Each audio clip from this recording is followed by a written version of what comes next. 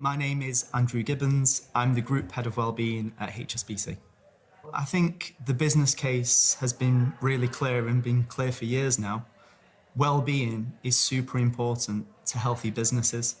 There are uncertain times ahead, so building resilience is really important to businesses.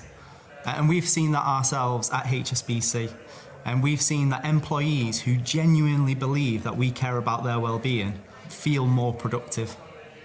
So the business case has been clear for a while now, but with the emergence of movements like this, that's only been reinforced and more people are aware of it. Investing in well-being, making it a priority, is simply the right thing to do.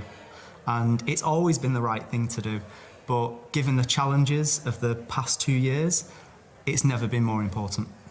We know that in general, ESG is really important to investors, it's really important to customers, it's really important to employees, whether they be existing ones or prospective ones. But everybody right now is taking a real keen interest in the S.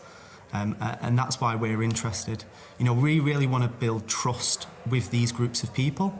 And the only way to build trust is to be open and honest. And so that's why ESG reporting, particularly around topics on well-being, are super important if we want to maintain and build on that trust. At HSBC, the way that we've done that is every year we survey our people and we ask them questions about their well-being. We ask them questions about mental health, physical health, financial health, social health. And we've been disclosing that and reporting on it year in, year out.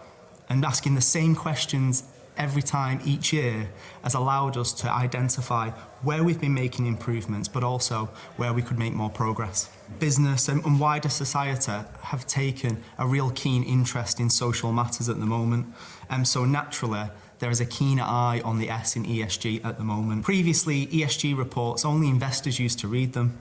Well, now customers do, now graduates do when they're deciding where they want to work. So this is really important for people. They will make their decisions, in our case, to engage, to bank, to work at HSBC based on what we see on our ESG report.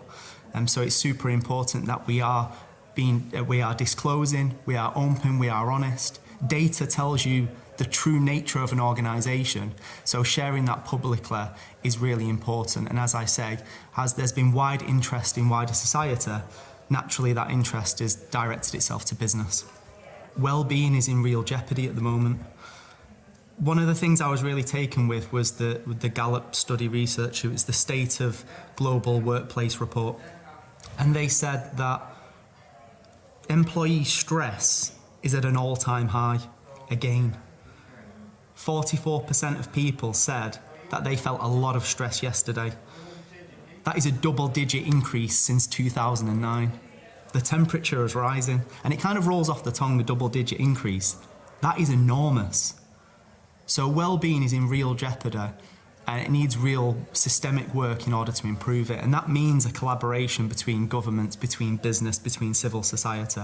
When groups of people get together, when they set a future focus, when they identify metrics that they want to hit, we've seen that progress can be made, positive progress can be made. So similarly, taking the model that we've seen, if we can apply that same model to well-being, whilst it is a difficult and challenging time at the moment, I think we can take a lot of encouragement for that and be confident that we can make positive progress as a collective team. Well, I think this community of founding members for the World Wellbeing Movement is so important because, well, as I've mentioned, this is a big problem and nobody can do it alone. And I think what's really wonderful about this group, this collective, is you've got representatives from business, civil society, academia, all working together at the same time.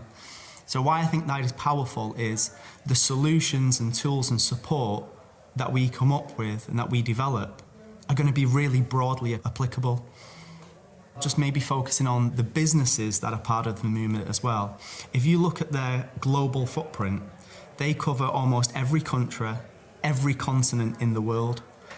So that's really exciting because it means that where there's already a movement around well-being, well, we can reinforce and re-energise that. But where this is still an emerging theme, there's a real opportunity for us to be visual advocates and to catalyse action in the wellbeing space where maybe it's been neglected previously.